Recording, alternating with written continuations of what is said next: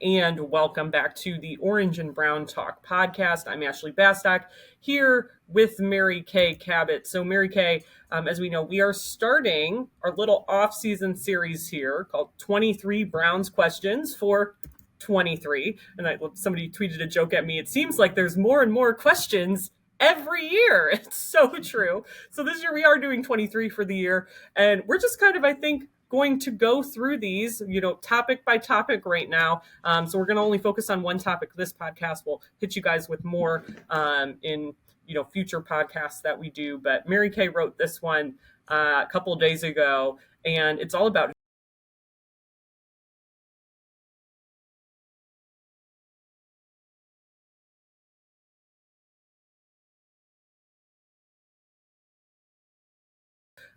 I guess, Mary Kay, what was your initial thought as you were writing this on what the answer is going to be here? My initial answer, the key points to remember, Ed, are that during minicamp and during OTAs, Zadarius Smith has been spending plenty of time inside next to his former Vikings teammate, Dalvin Tomlinson. And I think we're going to see plenty of that. I think they really want to get that inside push. And for those guys, it's all about wrecking the game, disrupting the quarterback. So that's what it's going to be about, and more so even than necessarily focusing on stopping the run. And there will be game plans designed to do just that. But in the early going, I think you'll see plenty of Zadarius Smith inside, getting that interior push next to Dalvin Tomlinson. That leaves Myles Garrett and Obo Okoronkwo on the outsides. Now, we also know right from Jim Schwartz's mouth that they will be playing plenty of 5 down linemen. So there will be times when there's somebody else up there with those guys. So it could be Jordan Elliott, it could be Siaki Ika, it could be Maurice Hurst or someone else. It could be Perion Winfrey. But in the event that there's 4, I think you'll see Zadarius Smith in there a lot. And then if you're looking more for a real run oriented type of situation, maybe you go with more of your Jordan or Perion or Siaki Ika in there next to Dalvin. There will also be quite the rotation. That's going to be important. In addition to the fact that there will quite often be 5, they will move them in and out a lot. They'll move them around, but they'll roll them in.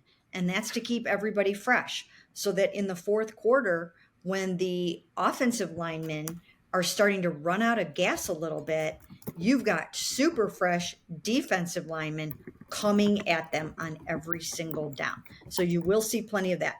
But I would say right now at this minute, if there was a pure defensive tackle, not a Zadarius Smith, if there was another defensive tackle that had to step in there right away, I would say that it would be Jordan Elliott.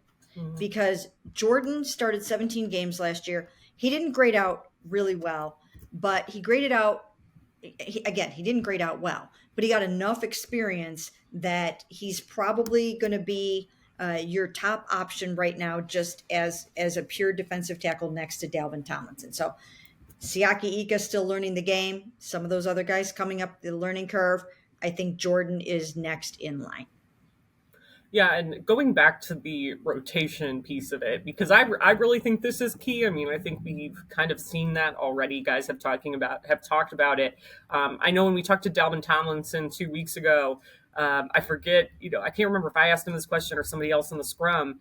But this quote from him, I think, kind of describes it perfectly. He said, just play fast. We'll rotate if you get tired, but every play giving 100% no matter what, and just make sure you're running. Get to the ball, and cardio is going to be a big thing for everybody. And that was when he was asked, is there a general message that those guys up front have kind of gotten from Jim Schwartz? And I think, again, when you talk about it being a simplified defense, see quarterback, get quarterback, in order to do that effectively, you are going to have to kind of move those guys around and create mismatches. But again, also to make sure their legs are fresh. And I'm especially curious to see, I think that can only help a guy like Myles Garrett, who's had to deal with, nagging injuries these last couple of years. Yeah, and the other thing about that too is, in addition to a Zadarius Smith moving to the inside, Myles Garrett can move to the inside and start out there. So there will be times when you'll have Zedarius and Obo on the outside, and Miles will be on the inside. And some of that will be to exploit the matchups. And some of those changes, or those shifts, those in-game adjustments, will come from Jim Schwartz. Some will come from Miles Garrett. He'll be able to go up to Ben Bloom, or the defensive line coach, or he'll go up to Jim Schwartz and say, "Hey, I need to be over this guy on third down." So he will have some jurisdiction, some say over where he lines up. And that really should help open things up for him. In a perfect world, he could end up with